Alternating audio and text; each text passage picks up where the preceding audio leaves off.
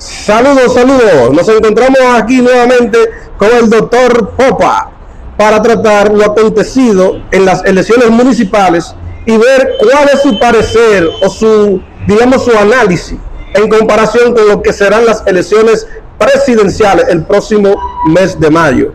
Saludos, señor Popa. Sí, saludos. Pero mira, Fremio, lo primero que tenemos que hacer es destacar que las elecciones municipales no necesariamente tienen que ser vinculantes a las elecciones presidenciales por una sencilla razón. Las elecciones municipales están marcadas por un contexto de liderazgos locales que en sus demarcaciones pueden tener un efecto de acuerdo a los electores que en algunos casos puede ser mayor a la simpatía del partido, inclusive a la simpatía del gobierno. Y en ese caso se puede dar tanto de la oposición como del partido en el poder. Uno de los ejemplos que nosotros pudimos ver, que lo usamos como referencia, es lo que pasó en las elecciones del año anterior. En el 2020, el PLD, a pesar de perder abrumadoramente las elecciones a nivel presidencial, logró mantener algunas alcaldías, como es el caso de Santiago, que se sobrepuso, porque en el caso de Santiago, Abel tenía en ese momento un liderazgo que estaba por encima del PLD y que inclusive también estuvo por encima del PRM. Entonces, eso quiere decir que no necesariamente lo que pase en las elecciones municipales en esa misma proporción debe pasar en las elecciones presidenciales. Pero la pregunta, doctor, aquí es, porque las personas se han hecho, diríamos, la mental de que lo que sucedió en las elecciones municipales se va a replicar en las elecciones presidenciales y no necesariamente tiene que ser así, puede ser variable. Bajo esa proyección, ¿cómo usted vislumbra? ¿Se repetirá a favor del PRM lo que sucedió en las municipales? La estrategia que usó el PRM para obtener esas candidaturas que está bajo, diríamos, si se quiere decir, observación, la forma de cómo ellos obtuvieron esa ganancia de esas candidaturas. Bueno, mira qué es lo que pasa, Fremio. Nosotros no podemos decir qué pasará o no va a pasar, porque eso sería caer en la adivinanza, y la política no se adivina. En la política se puede hacer proyecciones, y las proyecciones se hacen tomando en cuenta el futuro y experiencia pasada. ¿Qué es lo que yo sí te puedo decir? Lo que yo te puedo decir es que, como decía al principio, no necesariamente las elecciones municipales son vinculantes con las elecciones presidenciales, porque es que cada municipio tiene un contexto que puede ser totalmente diferente al espectro nacional cuando se trata de la presidencia de la República. Además, ¿cuál es el otro punto que hay que analizar? En estas elecciones municipales, nadie tomó en cuenta el debate del alto costo de la vida. Nadie tomó en cuenta el alto costo de los combustibles. Nadie tomó en cuenta el alto costo de la energía eléctrica. Eso no se estaba debatiendo. Ahora, para las elecciones presidenciales, eso sí se va a debatir y eso sí se va a tomar en cuenta. El otro elemento que hay que, muy importante y que no podemos dejar pasar por alto, es el elemento de la abstención. Dice, históricamente la abstención en las elecciones municipales es mayor que en las presidenciales, y eso tiene dos motivos principales. El número uno es que como lo que se está eligiendo son alcaldías, las alcaldías no despiertan ese interés en la población de la misma magnitud que las presidenciales. Pero otro elemento también que contribuye a que la abstención sea mayor en las municipales es que hay muchos dominicanos que viven en unas ciudades pero que votan en otras muy distintas, y como el interés municipal, no todo el mundo se desplaza de un municipio a otro a votar por otro alcalde que hace un activismo en una zona donde él no vive. Ahora, eso no pasa en la presidencial.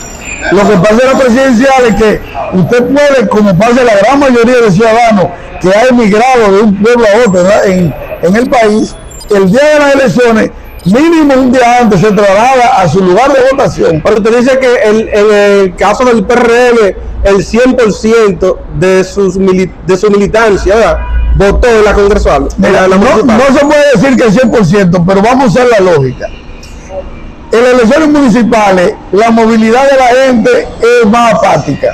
Quiere decir que el que tenga más capacidad de movilizar en términos económicos va a llevar más gente a votar. Y si el que va a llevar más gente a votar porque tenga más posibilidad económica lleva más gente a votar, lógicamente quiere decir que de él se quedó menos que de los otros partidos que tenían menos capacidad de movilización de gente.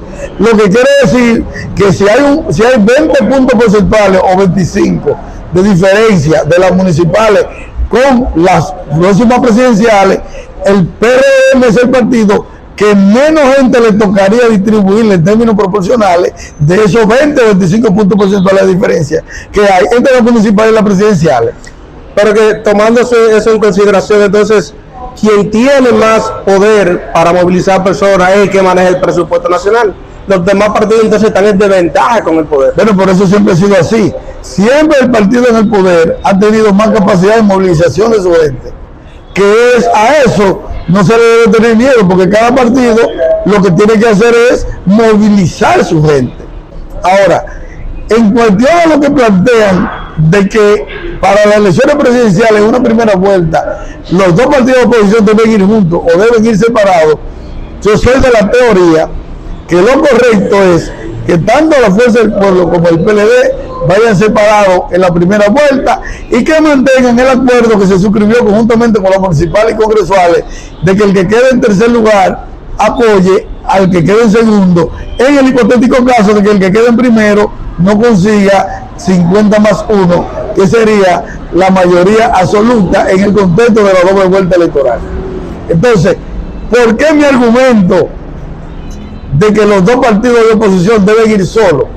Los dos partidos de oposición deben ir solos porque hay una fuerza que provoca la rivalidad, que es lo que debe aprovechar la oposición, que es ante la fuerza del gobierno y el uso de los recursos del Estado, sería la única arma que le serviría para vencerlo.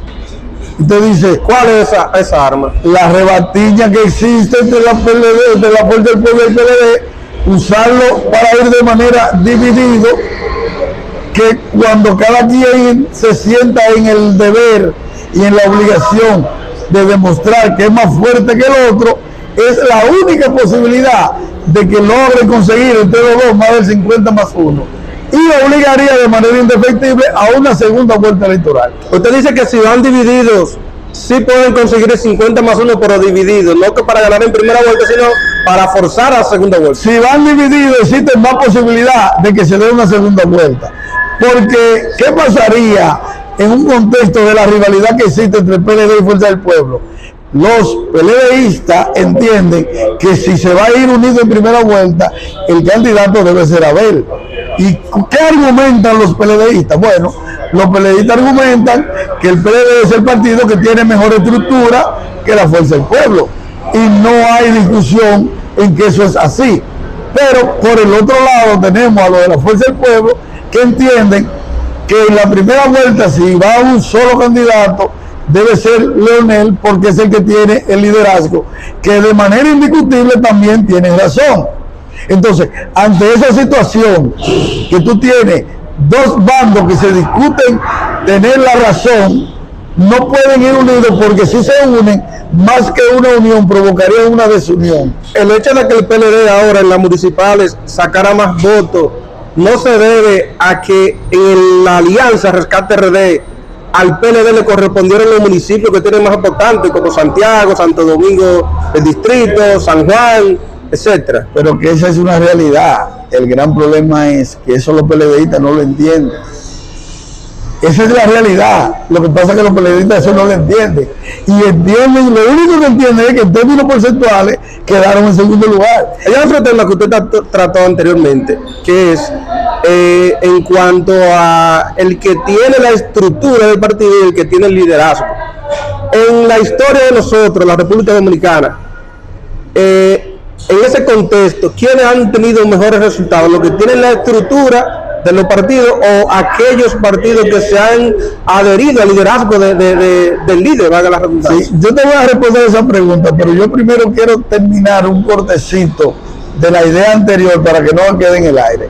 Porque el gran problema que tenemos para ir unidos, la Fuerza del Pueblo con el PLD, desde la primera vuelta, es que el PLD se dividió en dos en octubre del 19, cuando Leonel sale y se queda el grupo de Danilo encabezando el partido. Pero cuando se elige a Abel como candidato a la presidencia, el PLD entonces ya queda dividido en tres. El sector de Leonel Fernández, que encabeza Fuerza del Pueblo, pero en el PLD unido está dividido en dos: la corriente de Danilo y la corriente abelista. Y la corriente abelista, no le cabe duda a nadie de que coincide con el mismo nivel de pensamiento que los danilistas. Por eso es que se hace difícil, no imposible, pero sí se hace difícil que los dos unidos en la primera vuelta puedan obtener resultados de lograr por lo menos una segunda. Ahora, ¿cuál es el argumento que sí se debe tomar en cuenta con respecto a tu pregunta? De que si nos vamos al histórico, ¿cuál ha tenido más resultados? ¿Quién ostenta el liderazgo o quien ostenta la estructura? La historia está ahí y eso no admite discusión. Es otro de los puntos que la gente del PLD nunca ha querido entender. Y no tenemos que ir muy lejos. Solamente tenemos que poner tres ejemplos. Número uno, tenemos el ejemplo de Jacobo y Peña. Siempre Peña tuvo la supremacía de las estructuras del PRD. Pero en el 86 el candidato fue Jacobo, porque Jacobo era el que tenía el liderazgo de la población. Pero en el 2010 la estructura del PRD le correspondió de manera indiscutible a Miguel Vallada, de tal manera que el PRD prohibía que el presidente del partido pudiera ser candidato, y prácticamente de manera unánime se modificaron los estatutos para que Miguel Vargas pudiera ser presidente del partido y al mismo tiempo candidato a la presidencia de la República. Lo que quiere decir que tenía un dominio total de la estructura. Pero finalmente terminó Hipólito siendo el candidato. ¿Por qué? Porque el liderazgo era Hipólito que lo tenía. Pero en el mismo PLD es el mismo caso. A nadie le cabe duda que siempre las estructuras del PLD, quien la ha manejado ha sido Danilo Medina, pero el liderazgo siempre lo ha tenido Leonel Fernández. ¿Y cuál de los dos ha sido más exitoso? Lógicamente que Leonel Fernández. Entonces, no cabe duda que si nos vamos por liderazgo más que por estructura, el liderazgo tiene más peso en términos de votación que las estructuras.